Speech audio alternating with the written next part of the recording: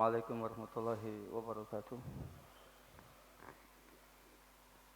Innal hamdalillah nahmaduhu wa nasta'inuhu wa nastaghfiruhu wa nastahdihi wa natubu ilaihi wa na'udzu billahi min shururi anfusina wa sayyiati a'malina may yahdihillahu fala mudilla lahu wa may yudlil fala hadiyalah. Asyhadu an la ilaha illallah wahdahu la syarika lah wa asyhadu anna Muhammadan abdullahi wa rasuluh. Allahumma salli wa sallim wa barik ala nabiyina Muhammadin wa ala alihi wa ashabihi ajma'in wa man tabi'ahum bi ihsanin ila yaumiddin. Ya ayyuhalladzina amanu taqullaha haqqa tuqatih wa la tamutunna illa wa antum muslimun. Ya ayyuhan nasu taqu rabbakum alladzi khalaqakum min nafsin wahidah khalaqa minha zawjaha وبث منهما رجالا كثيرا ونساء واتقوا الله الذي تساءلون به والأرحام إن الله كان عليكم رقيبا يا أيها الذين آمنوا اتقوا الله وقولوا قولا سديدا يصلح لكم أعمالكم ويغفر لكم ذنوبكم ومن يطع الله ورسوله فقد فاز فوزا عظيما ثم أما بعد فإن أحسن الحديث كتاب الله وخير الهدي هدي نبينا محمد صلى الله عليه وآله وسلم وشر الأمور محدثاتها فإن كل محدثة في الدين بدعة وكل بدعة ضلالة وكل ضلالة في النار. اللهم إنا نسألك علما نافعا ورزقا طيبا وعملا متقبلا.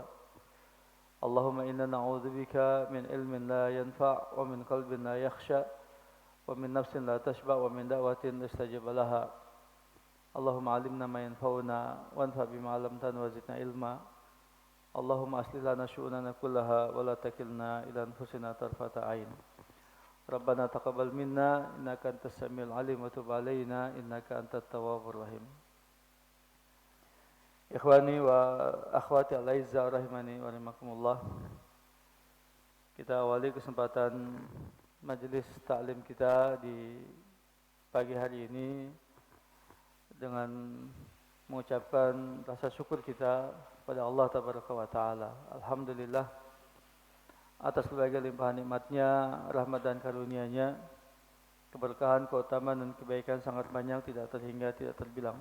Jangan lupa salawat dan salam kita limpahkan, kita aturkan kehadiran baginda Nabi Muhammad sallallahu alaihi wasallam beserta keluarga beliau, sahabat beliau dan umat beliau hingga akhir zaman. Ikhwan wa akhwat fillah rahimani wa rahimakumullah. Kita melanjutkan pembahasan dan pengkajian kita di kitab Al-Isbah fi bayan manhaj salaf fi tarbiyat wal islah karya Fadlat Syekh Al-Bailan hafizahullah taala sampai kaidah yang ke-49. Qala al-muallifu hafizahullah taala wa ra'ah al-qaidatu at-tasi'atu wal-arba'un wa ya'taqiduna annahu la tatimmu ar-raghbatu fil akhirati illa bizuhdi fid dunya. Kaidah yang ke-49. Mereka Ahlus Sunnah wal Jamaah, khusus ulama-ulama Ahlus Sunnah wal Jamaah dari kalangan salaf, generasi tabi'in, tabi'in, tabi'in dan tabi'in meyakini bahwa la tatimmu, tidaklah sempurna atau lengkap antara ismam dan al-ikmal, ya, kelengkapan, kecukupan dan kesempurnaan. Ar-raghbatu fil akhirah, kecintaan kepada negeri akhirat atau keinginan yang besar, pengharapan yang besar terhadap negeri akhirat tidak akan lengkap, tidak akan sempurna, tidak akan terwujud dengan baik kecuali syaratnya bizuhdi fid dunya, dengan sikap zuhud terhadap dunia dan seisinya. Jemaah sekalian yang dimuliakan Allah Tabaraka wa Ta'ala, dalam kaidah yang ke-49 ini yang dinukil secara makna atau iktibas dari perkataan Al-Imam Ibnu Qayyim rahimahullah ta'ala di kitab beliau Madarijus Salikin, wala yastaqimu zuhdu fid dunya illa ba'da nazarain sahihain, an-nazar fid dunya wan nazar fil akhirah. Tidak menjadi lurus, istiqamah atau benar, atau pengharapan yang sejati, yang sebenarnya, zuhud terhadap dunia, kecuali dengan dua sikap. Sikap terhadap dunia dan sikap terhadap akhirat. Sehingga muncullah kaidah ini. Fadilatul Syekh Al-Bailan hafizahullah ta'ala mengedepankan ar-raghbah fil akhirah, lalu dengan zuhud terhadap dunia.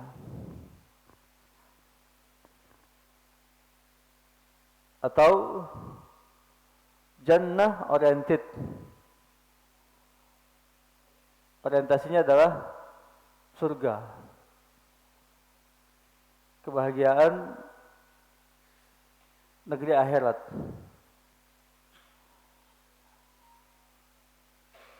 Sebagaimana Allah sebutkan dalam salah satu ayatnya, bahwa Allah Tabaraka wa Ta'ala mengajarkan kita untuk lebih mementingkan kehidupan akhirat. Wabtagi fima indallahi min daril akhirah wa la tansa nasibaka minad dunya. Carilah kebahagiaan yang telah Allah siapkan, Allah sediakan di surga, di negeri akhirat berupa surga. Namun jangan kamu lupakan bagianmu sedikit dari dunia. Sehingga doa kita adalah wa minhum man yaqulu rabbana atina fid dunya hasanah wa fil akhirati hasanah wa qina adzabannar. Di antara mereka orang yang beriman mengatakan bahwa atau berdoa, ya Rabb kami, anugerahkan kepada kami di dunia ini kebaikan, kehidupan, hayatan thayyibah, dan berilah, anugerahkan pada kami kehidupan yang baik, al-hasanah fil akhirah wa qina adzabannar, dan jauhkan kami, pelihara diri kami, jaga diri kami dari azab neraka. Faman zuhziha 'anil nar wa dukhilal jannah faqad faz. Wa mal hayatud dunya illa mata'ul gurur. Siapa yang dijauhkan dari siksa api neraka lalu dimasukkan ke dalam surga, sungguh dia telah beruntung. Dan tidaklah kehidupan dunia kecuali kesenangan yang menipu. Kehidupan dunia dari akhirat kesenangan yang sedikit yang menipu. Tidak ada kesenangan, kelezatan, kenikmatan dunia illa min ba'da at-ta'ab wa ma'ahu ta'ab. Ya. Tidaklah kesenangan, kelezatan dunia kecuali dengan kepayahan. Dan kesenangan yang sementara, yang sedikit itu pun bersama dengan kepayahan, kesulitan, keletihan, dan seterusnya. Ya. Sementara kehidupan yang sejati adalah kehidupan di negeri akhirat. Jadi memang ini yang ditanamkan oleh Nabi SAW 13 tahun. Pertama dakwah beliau di Mekah. Gars wa zara', ya, menanamkan, ya, betul-betul ditancapkan dengan kuat dalam hati, jiwa, diri sahabat-sahabat Nabi sallallahu alaihi wasallam terhadap semua apa yang Allah sediakan di surga bagi orang-orang yang beriman, orang yang bertakwa, dengan keimanan, dengan ketakwaan dan semua. Ya. Coba untuk perhatikan, untuk melihat di situ. Dalam sirah perjalanan Nabi sallallahu alaihi wasallam selama 13 tahun di Mekah. Apa yang beliau lakukan? Ya. Kecuali tadi, menguatkan, menancapkan, menanamkan, ya, dengan kuat, ya, keimanan dan ketakwaan pada Allah Taala dengan semua, ya, ayat-ayat yang berbicara tentang kekuasaan Allah Subhanahu wa taala, rububiyahnya, asma wa sifatnya, sifat-sifatnya, berbicara tentang surga dengan semua kenikmatan yang di dalamnya, neraka dengan semua siksa yang ada dalamnya. Semua, ya, 13 tahun ayat-ayat Makkiyah berbicara itu. Ya kan? Sehingga pengharapan itu muncul. Raghaban wa rahabah itu harap dan cemas, pengharapan, raghbah itu. Ya. Bukan lagi sebatas angan-angan yang abstraksi, yang khayalan, bukan. Tapi betul-betul pengharapan yang sejati itu muncul. Ya. Jiwa, hati, ya, fisik, jasad mengikuti. Sehingga berikutnya ketika dibebani dengan syariat, ya, dengan agama, penegakan syariat, ibadah-ibadah yang cukup berat, ya, penegakan semua syariat, sampai harus berperang, sampai harus berkorban dengan jiwa, dengan harta, tenaga, waktu, mereka siap, gitu. Ya. Jadi ini yang yang tantangan terberat bagi kita zaman kita hari ini, gitu. Ya. Maka benar Imam Malik rahimahullah ta'ala ketika mengatakan masalah hadil ummah ila masalahha awaluha. Tidak akan baik keadaan umat ini kecuali dengan apa yang membuat baik, ya, generasi pertamanya. Itu tadi. Menancapkan tonggak, menanamkan, menguatkan zara' wal ghars, ya, akidah, tauhid, ya, keimanan yang kuat pada Allah Tabaraka wa Ta'ala, Rasulnya, Al-Quran, dan semua disediakan oleh Allah Tabaraka wa Ta'ala. Baru kemudian nanti konsekuensi berikutnya itu ringan dikerjakan, mudah, siap gitu dikorbankan. Ya, untuk berkorban itu siap.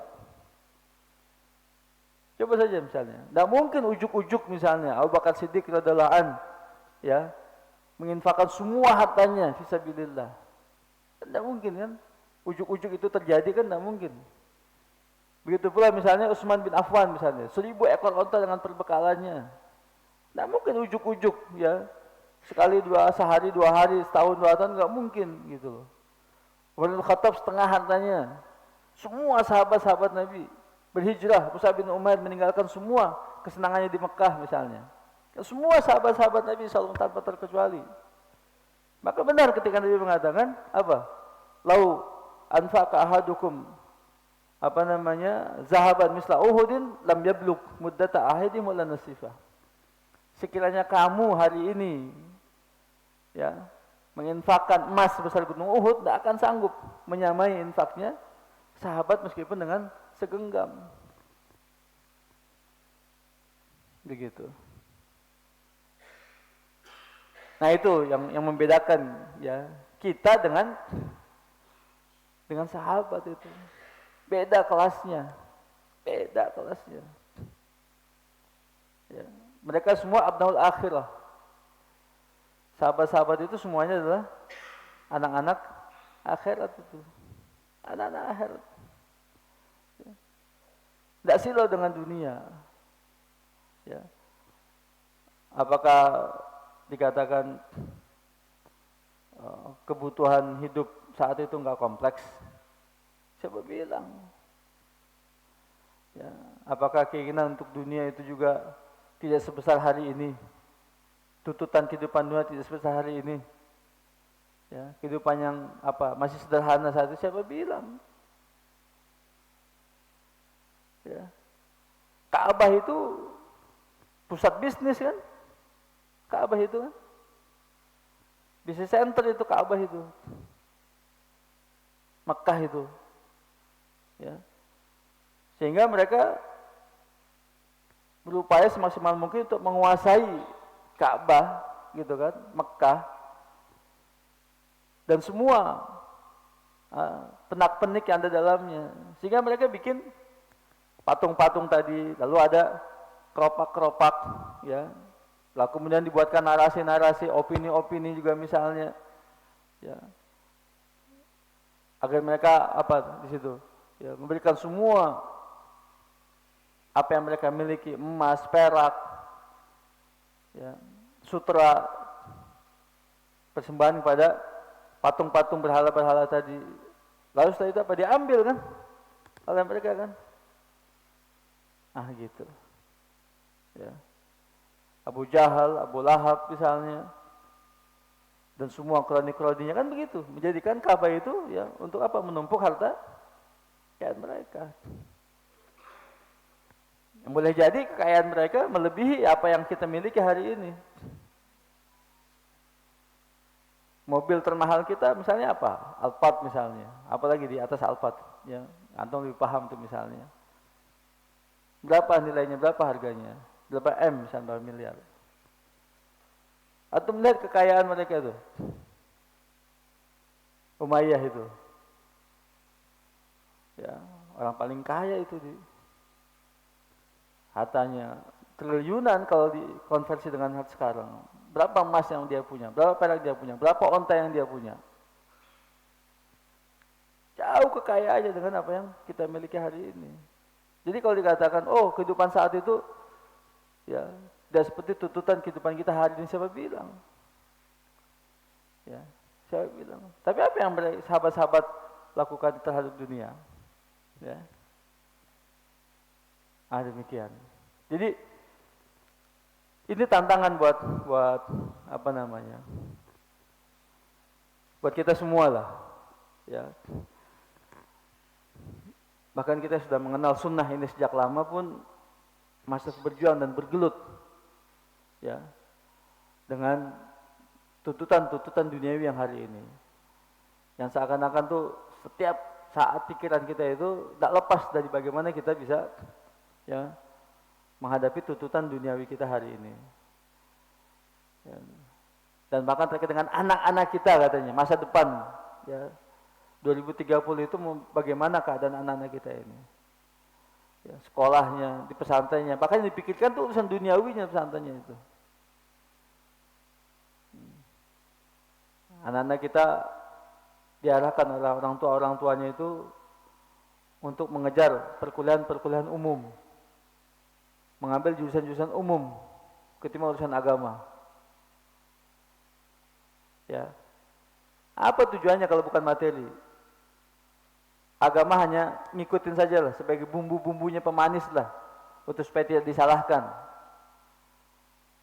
Agama itu, coba tuh perhatikan. Sekolah-sekolah, pesantren-pesantren, Anak-anak kita itu lebih kemana? Dan orang tua lebih bangga kalau anaknya lanjut kuliah ke jurusan umum yang dikatakan menjanjikan untuk kehidupan dunia. Agama bumbunya saja, memanis saja, lipstiknya saja, supaya tidak disalahkan gitu. Tidak jelek-jelek amat gitu kan. Tidak duniawi oriented tadi katanya. Ada sedikit inilah agamanya ini buat jihad, buat berjuang, buat apa segala macam kayak gitu. Ya. Harus menguasai sektor-sektor yang fardu kifayah katanya. Jangan dikuasai oleh mereka. Banyak berbagai dalih. Ya. Yang intinya nggak bisa melepaskan dari tuntutan kehidupan dunia. Jadi memang berat Pak ini tantangan semua lah buat kita. Tanpa terkecuali ya saya bicara terhadap diri sendiri ya kita para dai, para ustadz ya, sama urusan tantangannya. Sama urusannya. Waliyazubillah.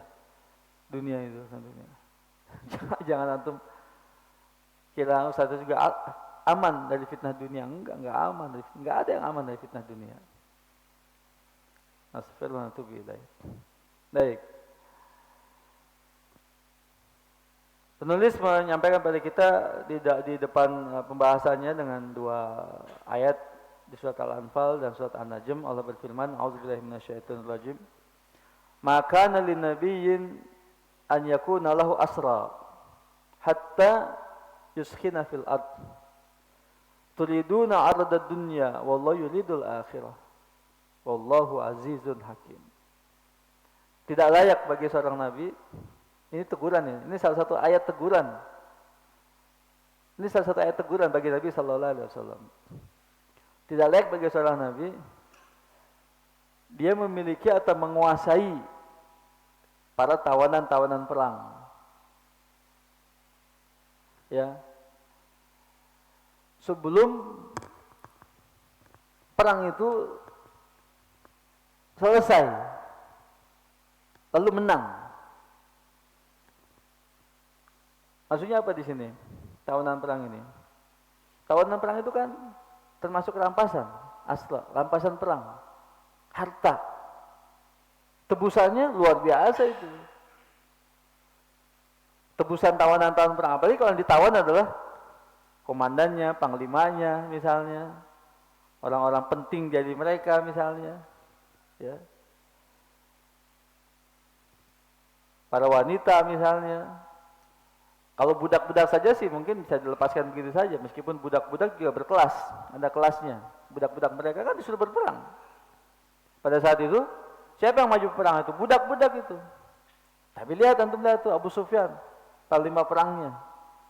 Misalnya Abu Sufyan panglima perang, Khalid bin Walid panglima perangnya, lihat. Para pembesar-pembesar. Nah kalau mereka tertawan, misalnya ditawan, lalu tawan ini dikuasai misalnya begitu, jadikan sebagai tawanan saja untuk mendengarkan tebusan. Tebusan-tebusan itu. Jadi tidak layak bagi seorang nabi untuk menguasai yang memiliki tawanan. Sebelum perang itu berakhir selesai, berkecamuk dan menang, tegak agama Allah tabaraka wa taala. Jadi lebih dipentingkan tawanan perang. Umar tidak setuju dengan sikap itu. Umar tidak setuju, nggak boleh kayak gitu. Ya. Imma ya berbalik untuk menukar. Ya, sebagian kaum muslimin juga ditawan, tukar tawanan, bukan dikuasai, bebaskan kaum muslimin yang lain gitu. Imma tawanan itu mengajarkan ilmu kepada sahabat-sahabat Nabi sallallahu alaihi wasallam. Gitu. Ada manfaat yang diambil.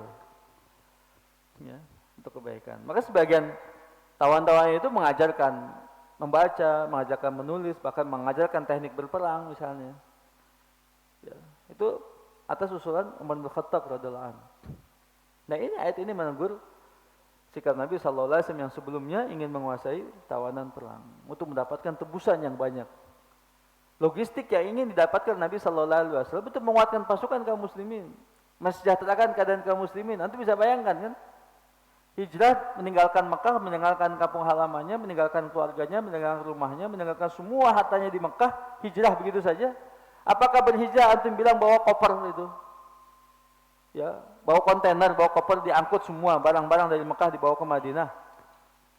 Siapkan satu kontainer misalnya berapa banyak gitu, bawa semuanya, hartanya semua dibawa semuanya. Apakah begitu hijrah? Tidak begitu hijrah. Tinggal semua di Mekah. Ya, kaum muhajirin itu yabtaguna fadlan min rabbihim wa ridwana. Mereka semata-mata mengharapkan keutamaan dari Allah dan keridhaan Allah, meninggalkan semua. Jadi orang muhajir orang-orang yang miskin, tidak punya harta, tidak punya apa-apa. Nabi ingin menguasai tawanan tadi untuk dapat tebusan yang banyak. Ini membantu kaum muhajirin, bukan buat Nabi, bukan, tapi buat membantu kaum muhajirin untuk penghidupan mereka gitu. Di samping untuk logistik perbekalan amunisi perang berikutnya, menghadapi keadaan kondisi berikutnya. Manusiawi kan? Sikap manusiawi dari seorang kepala negara, seorang panglima perang seperti itu kan manusiawi. Tapi Allah tidak inginkan seperti itu. Ngapain berbicara tentang keadaan urusan-urusan duniawi yang seperti itu? Orientasinya. Turiduna arad dunya. Kalian menginginkan harta dunia.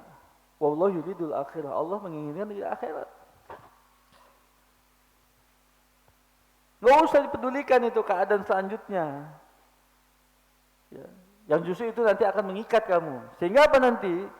Kalau itu dijadikan sebagai satu pedoman, kan jadi pedoman nanti. Oh, Nabi aja kayak gitu kan. Berarti perang selanjutnya nanti akan begitu.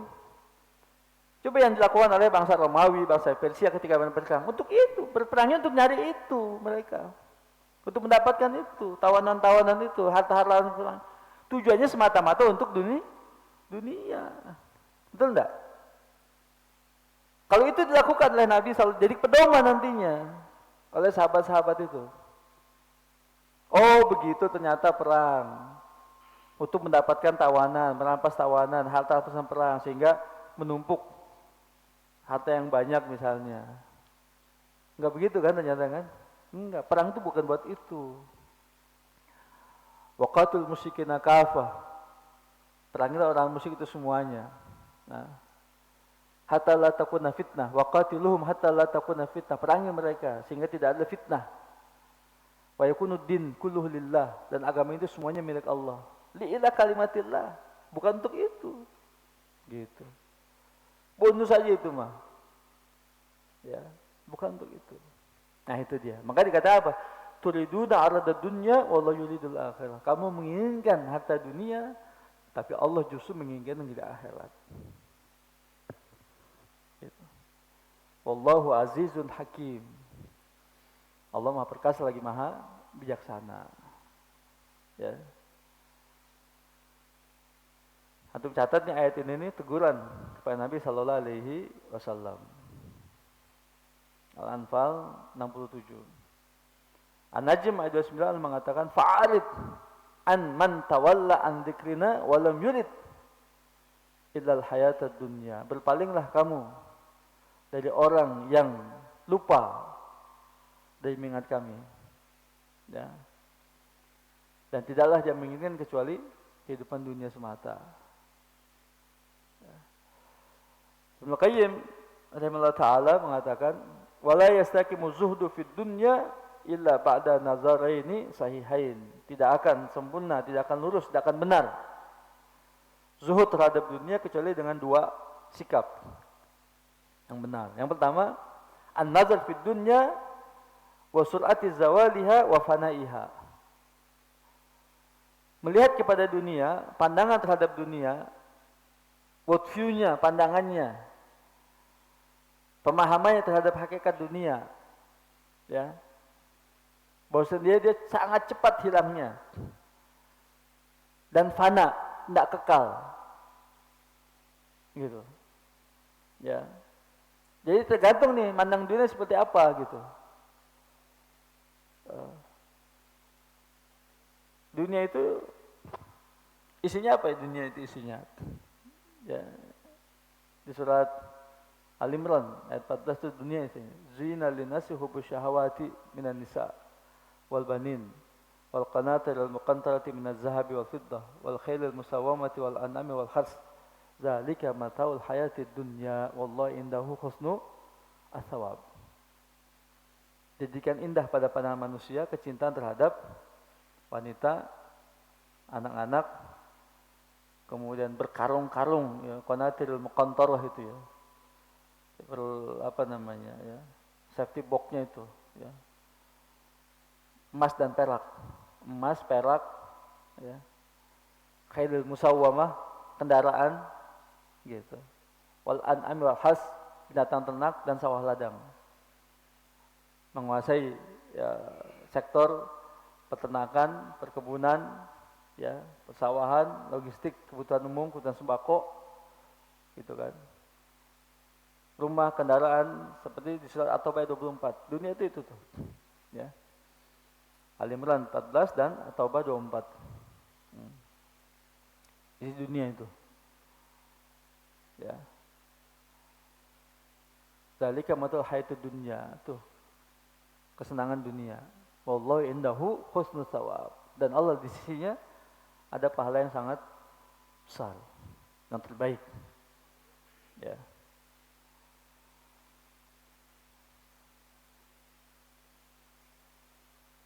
Wat mihalaliha wa naqsiha wa khissatiha wa alam al-muzahamati 'alaiha wal hirs 'alaiha wa ma fi dzalika minal qasas wa naqas wal adkad wa akhir dzalika az-zawal wal inqita' ma yaqubu min al-hasrah wal asaf fatalibuha la yanfaqu min hammin qabla husuliha wa hammi halal zafar biha wa ghammin wa husnin ba'da fawatiha fa hadha ahadun nazarin.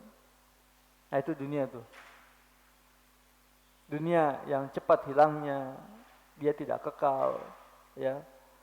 Berisi semua, ya, dengan berbagai penak-peniknya, kekurangannya, kerendahannya, ya, dunia itu.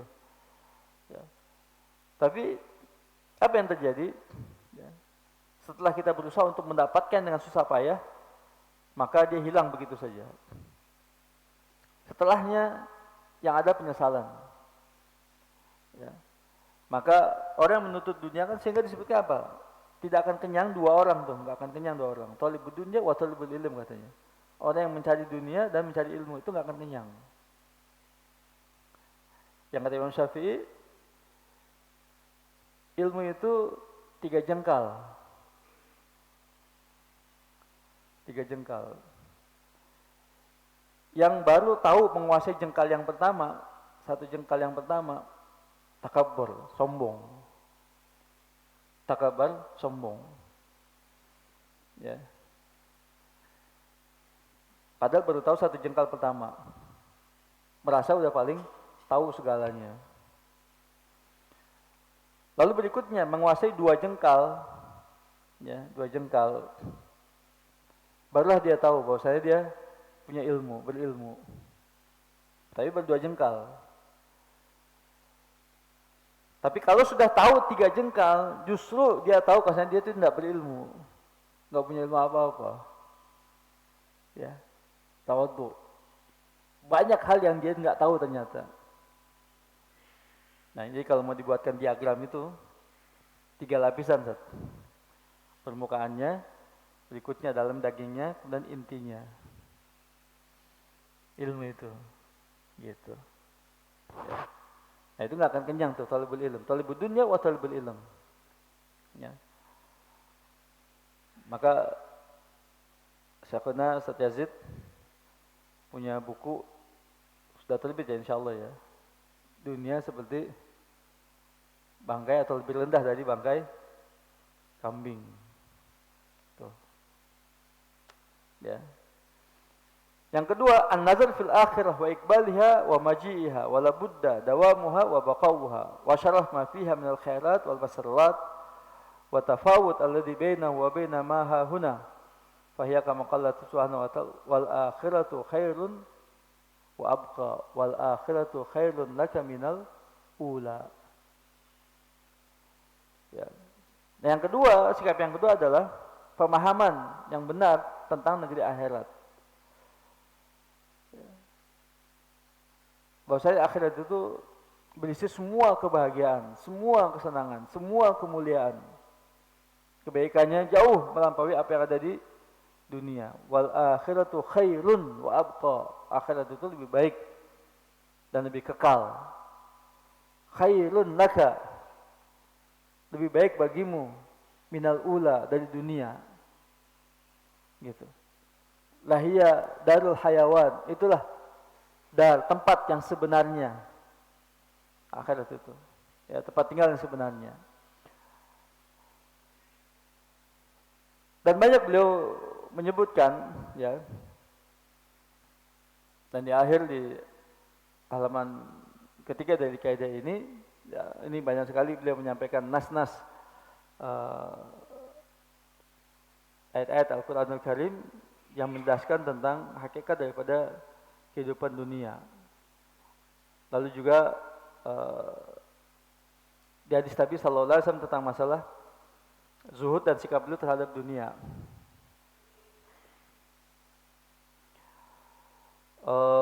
Seperti misalnya hadis dari Imam Ahmad dan Tirmidzi melalui periwayatan Abdullah bin Mas'ud radhiyallahu anhu, ya,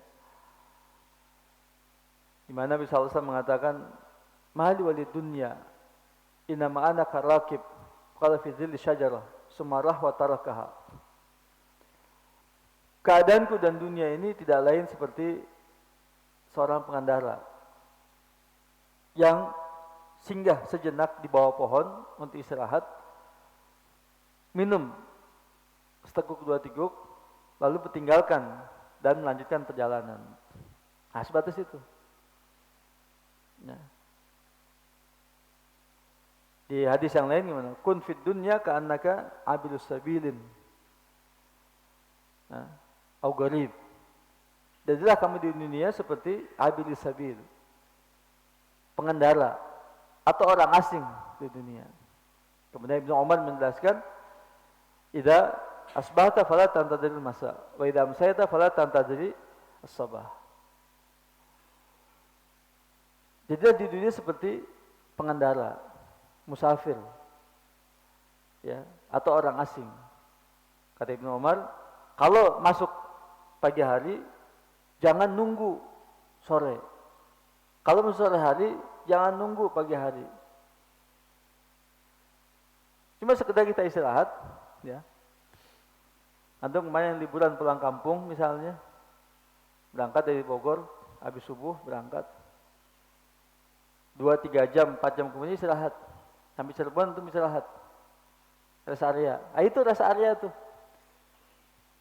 Itu dunia itu rest area, gitu. Filosofinya tuh rest area dunia itu. Apa di situ terus, nggak balik-balik, nggak lanjut perjalanan. Mana tujuan antum? Jawa Tengah, Jawa Timur, ya kan? Gitu. Nah, kita sedang di dunia nih. Kemana pulang kampung kita, kemana kampung itu? Ya, akhirat kampungnya. Nah, ini cuma sekedar rest area sebentar nih. Kita dari akhirat masuk ke dunia, turun ke dunia, istirahat sebentar, kemudian nanti balik lagi pulang kampung. Nah, ketika pulang kampung bawa bekal. Ya. Sekarang kan banyak nih kan pekerja-pekerja, pegawai-pegawai kita juga yang dari kampung misalnya tinggal di Jakarta, nanti balik lagi kan begitu kan, sekedar sebatas itu, Mad dunya fil akhirati illa kama yadkhilu ahadukum isba'ahu fil yam falyanzur bima tarja. Perumpamaan dunia dengan akhirat itu tidak lain seperti salah seorang kamu masukkan jarinya ke lautan itu, kemudian diangkat jari tadi, lihat apa yang tersisa dari jarinya itu. Itulah dunia perumpamaannya. Lalu lautan tadi, air di samudra tadi, itulah akhirat. Jadi berapa nih persentasenya, perbandingannya? 0, berapa? 0,00 nggak ketahuan itu nolnya, dapat 12, 18 nolnya, susah ngitungnya. Berapa persennya itu dengan akhirat? Hanya seperti itu dunia. Lalu yang seperti itu diperebutkan oleh 7,5 miliar manusia. Dunia seperti itu. Ya. Makanya tidak ada satupun ayat di Al-Quran yang memuji dunia, nggak ada. Semua isi celaan dunia itu. Semua isi celaan atau itu ujian. Atau ujian dunia itu. Yang disebut dengan darul ikhtibar. Tempatnya ujian. Dan akhirat darul maqar wal istiqrar. Tempatnya menetap. Tidak ada satupun ayat di Al-Quran dan di hadis Nabi SAW yang memuji dunia, itu tidak ada. Kecuali itu aja. Ya. Tempatnya ujian, fitnah. Innama amwalukum wa auladukum fitnah. Harta kamu dan anak-anak kamu fitnah. Harta dan anak itu kan dunia kan, bagian dari dunia kan, fitnah. Gitu. Innama amwalukum wa auladukum fitnah, ujian. Ya.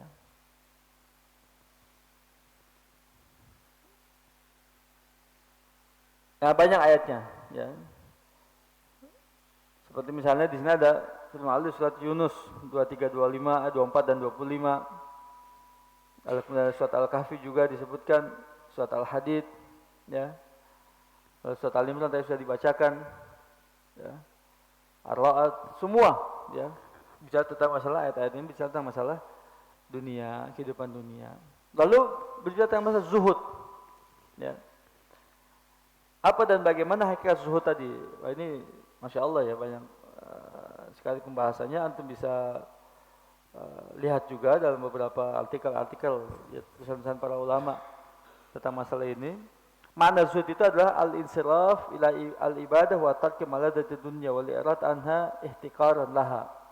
Zuhud itu, ya, fokus untuk ibadah, meninggalkan kelezatan dunia dan berpaling darinya, karena memandang dunia itu rendah.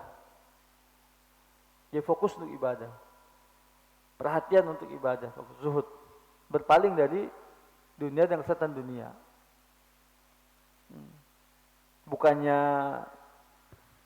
dia tidak mau, tapi sengaja dia berpaling. Sering kita dapatkan antara zuhud dengan wara', ya. Zuhud dan wara'. Nah, wara' itu apa? Ya. Wara' itu sendiri adalah ibta'ada 'anil ismi waqaf 'anil syubhat wal ma'asi ala sabili taqwa. Wara', menjauhkan dosa, menahan dari yang syubhat dan maksiat, ya, menuju kepada ketakwaan. Dia menahan diri dari syubhat dan meninggalkan maksiat. Ya. Demi mencapai derajat takwa, itu wara'. Jadi kalau misalnya wara' itu dilakukan, ya, di sebagian definisi menyebutkan dengan tarkul ma'asi wal ibtiad an syubhat wa khaful wuqufil haram. Meninggalkan kemaksiatan, menjauhkan diri dari syubhat, khawatir terjerumus ke dalam yang haram, seperti hadis Nu'man bin Bashir. Itu wara'. Al halal bayyin wal haram bayyin wa bainahuma umurun mustabihat. Gitu kan? Faman ittaqa syubhat faqad istabra li dini wa aldihi wa man waqa'a fi syubhat waqa'a fil haram. Syubhat yang halal jelas, yang haram jelas, tengah-tengahnya ada syubhat. Siapa yang menjaga diri dari tidak mengambil syubhat tadi, berarti dia telah menyelamatkan, membebaskan dirinya dan agamanya.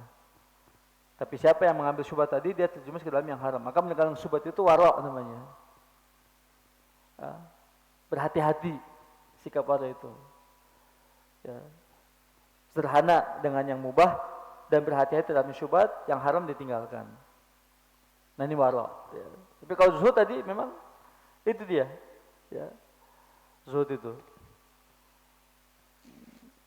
Dia meninggalkan berpaling dari dunia. Walin siraf ilal ibadah wa tarki malazzat dunya bi irad anha ihtiqaran laha. Ya. Nah, lalu banyak juga para ulama-ulama salaf ya menjelaskan tentang keutamaan daripada zuhud dunia ini ya.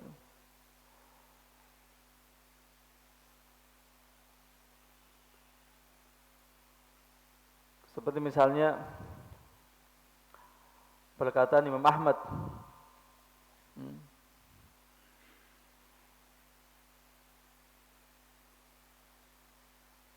tentang keadaan orang-orang kaya, in kana la yafrah bi ziyadatihi wa la yahzan bi nuqsani fa huwa zahidun. Dalil pada firman Allah, likai la ta'saw ala ma fatakum wa la tafrahu bima atakum. Imam Ahmad berbicara tentang orang-orang kaya. Ya. Orang kaya yang zuhud. Jadi zuhud itu tidak selalu konotasinya miskin. Meskipun miskin itu lebih dekat kepada zuhud memang, lebih dekat pada zuhud, tapi tidak selalu konotasinya orang miskin. Ya, orang kaya yang zuhud adalah orang kaya yang tidak senang ketika hartanya bertambah dan tidak sedih ketika hartanya berkurang. Nah gitu orang kaya itu. Ya, yang zuhud, tidak senang hartanya bertambah, bangga senang apa gitu, ya merasa lebih mulia, merasa lebih sukses, merasa lebih apa gitu, enggak. Ya, kan itu karunia dari Allah. Dan ketika dia berkurang juga tidak sedih. Ya biarkan saja. Gitu. Itu yang zuhud kata Imam Ahmad Ibn Hanbal. Agar kamu tidak merasa bersedih terhadap sesuatu yang luput dari kamu dan tidak senang dengan apa yang Allah berikan kepada kamu. Ya. Disebutkan juga hadis tentang zuhud ini. Izhad fid dunya yuhibbukallah wazhad fima indan nas yuhibbukan nas. Zuhudlah terhadap dunia, Allah akan mencintai kamu, dan zuhudlah terhadap apa yang ada di tangan manusia, maka orang-orang akan mencintai kamu. Alamat zuhud fid dunya az-zuhud fin nas. Kata Fudail bin Iyad. Tanda seorang itu zuhud terhadap dunia, dia zuhud terhadap apa yang ada pada orang lain, ada menjadi milik orang lain.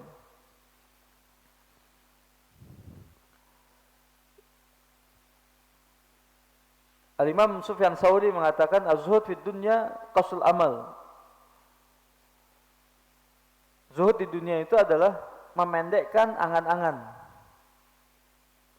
Memendekkan angan-angan atau memotong angan-angan. Ya. Termasuk zuhud.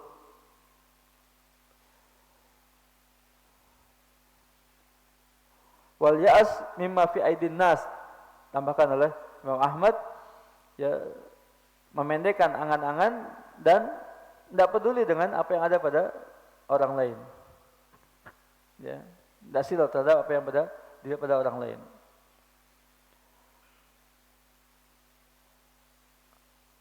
Iwan sekalian yang Allah Tabaraka wa Ta'ala, kesimpulan yang bisa kita tarik adalah yang pertama, kita mempelajari terus, belajar, menambah pengetahuan kita, lalu mengiringi dengan pemahaman yang sahih. Selanjutnya, jadikan sebagai sebuah keyakinan, akidah yang mendalam, yang kuat, kokoh menancap dalam hati kita, dalam jiwa kita, tentang surga oriented. Orientasi adalah surga. Orientasi adalah kehidupan yang baik di akhirat, dengan semua kenikmatannya, dengan semua kebahagiaannya.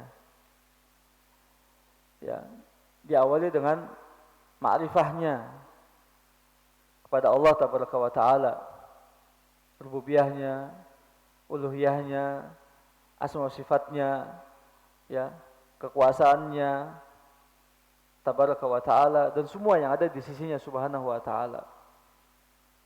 Ini semua yang akan menguatkan keimanan kita tentang kebaikan yang Allah sediakan di negeri akhirat.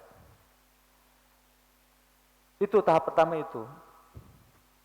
Kemudian berikutnya, jika itu betul-betul sudah menancap dan mengakar, maka akan memandang rendah tentang dunia.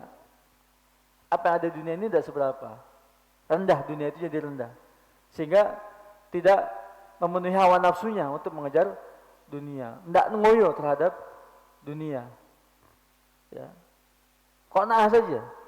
Merasa cukup saja dengan apa yang Allah berikan kepada kita. Ya. Banyak dan sedikitnya qanaah saja, terima saja apa yang Allah sediakan bagi kita. Gitu. Kita hanya diperintahkan untuk mengambil sebab-sebab, ya. Dengan sebab-sebab apa yang bisa kita lakukan? Tidak perlu ngoyo. Pagi, siang, sore, malam, dunia yang dicari enggak seberapa. Enggak seberapa. Mohon maaf sebagian masyarakat kita, ya. Jam 11, jam 12 malam itu sudah siap itu di pasar-pasar Bogor itu. Sampai pagi sampai subuh. Subuhnya sholatnya subuhnya. Ditinggal subuhnya, tidak sholat. Padahal waktu-waktu yang utama. Qiyamul lailnya, tahajudnya, witirnya, subuhnya, tinggal semua. Tapi apa urusan dunia? Lapak-lapak pinggir jalan kayak gitu. Oke, dapat keuntungan. Berapa keuntungannya? Banyak. Oke, bisa bangun rumah. Berapa rumahnya? Bisa beli kendaraan, seberapa kendaraannya? Tapi dia sudah meninggalkan apa yang justru mengantarkannya untuk kebahagiaan dunia, dari kewajiban-kewajibannya kepada Rabbnya subhanahu wa ta'ala. Dia jual akhiratnya hanya untuk urusan dunia yang tidak seberapa itu. Akhirnya kita bisa memandang bahwasanya apa yang dikerjakan itu tidak seberapa. Tidak ada apa-apanya. Sebagus apapun rumah istana yang kita bisa bangun di dunia ini. Sebagus apapun kendaraan yang kita miliki misalnya. Seberapapun tebalnya deposito kita misalnya. Tadi yang sekarang. Tidak sih dibandingkan dengan akhirat. Jadi kembali tadi kalau pemahaman kita tentang akhirat tadi sudah bagus, sudah kuat, keimanan itu sudah kuat, sudah mengakar, maka akan memandang rendah dunia dan dia lewat saja, sebatasnya saja. Ya, seperlunya saja. Insya Allah, Allah tidak akan melantarkan kita hamba-hambanya orang-orang yang beriman ini, ya, dari rezeki yang halal, yang cukup untuk kebutuhan dirinya, istrinya, anak-anaknya, selesai. Gitu. Memang betul kita harus merasakan berempati, ya, kepada saudara kita kaum muslimin yang mungkin nasib dunia ini tidak sebagus kita gitu. Yang lapang, yang sehat walafiat, yang ini, yang itu. Alhamdulillah kita Allah berikan seperti itu. Tapi juga buat mereka udah miskin di dunia, miskin juga di akhirat. Kan itu kita sayangkan. Miskin di dunia, miskin di akhirat jadinya. Susah payah dia untuk nyari dunianya, tapi akhiratnya juga ditinggal, udah dikejar.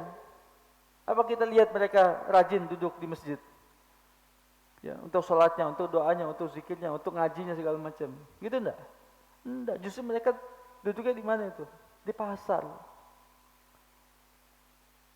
Perbandingan yang sangat jauh. Masjid tempat yang terbaik di atas muka bumi, pasar tempat terjelek di atas muka bumi. Gitu ya sekalian. Dan itu tahap pertama kita itu tadi, ya. Menanamkan, menancapkan dalam satu diri kita tentang kebahagiaan negeri akhirat. Semoga Allah berikan kita taufik dan hidayah, ya. Kita pada Allah tabaraka wa taala, ya, untuk tetap istiqamah di atas agamanya dan juga di atas sunnah Nabi sallallahu alaihi wasallam, dan diberikan pemahaman yang benar. Dan saya berdoa, Rabbana atina fid dunya hasanah wa fil akhirati hasanah wa qina azabannar. Sudah barang tentu itu dicapai dengan keimanan dan amal saleh. Demikian untuk kajian kita pagi hari ini, mudah-mudahan bermanfaat bagi kita semua. Kita tutup dengan, atau masih ada yang ditanyakan dari jemaah, menyampaikan sesuatu, nanya sesuatu. Saya persilahkan sebelum kita tutup. Ada? Kalau tidak ada kita akhiri. Subhanaka Allahumma bihamdika asyhadu an la ilaha illa anta astaghfiruka wa atubu ilaik. Wa sallallahu Nabi Muhammad wa ala alihi wa sahbihi wasallam. Assalamualaikum warahmatullahi wabarakatuh.